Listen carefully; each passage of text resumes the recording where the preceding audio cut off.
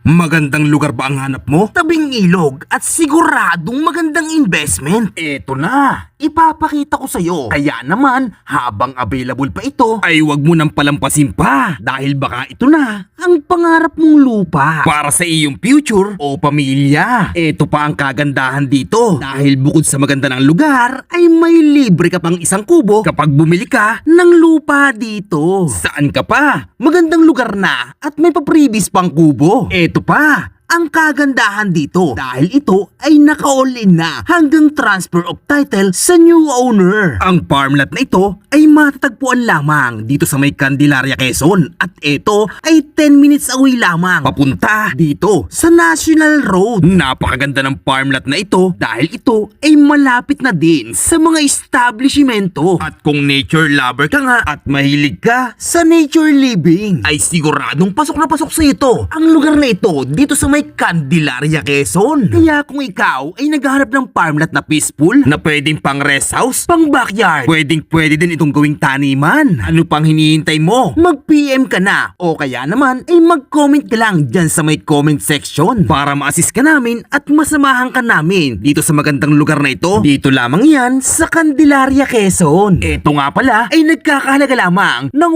1,800 per square meter. Pwedeng cash at pwede ding hulugan na may 20 to 30% down payment. Ito nga pala ay meron lamang 8 slots kaya naman magpa-reserve ka na agad. Ang bawat slots nga pala dito ay may sukat na 1,059, 882, 796, 1,000, 1,042, 1,044, 1,057 square meter. 2 to 3 years to pay nga pala ito kung hulugan. Ito pa ang maganda dito dahil tabi nga ito ng ilog ay pwede mo din itong gawing fish pan. May pensi din ito, pasok ang sasakyan at may muna. Maganda din talaga mag-alaga dito ng baka, manok na panabong o kaya naman ay kambing. Open nga din pala ito for agent with 5% commission. Kaya naman kung may buyer ka, ay tara na, sasamahan natin yan dito sa magandang lugar na ito. At eto pa, kung taga Manila ka at gusto mong mag-invest ng lupa dito sa Candelaria, Quezon, mabilis lang ang biyahe dahil kaya ito ng 1.5 oras hanggang 2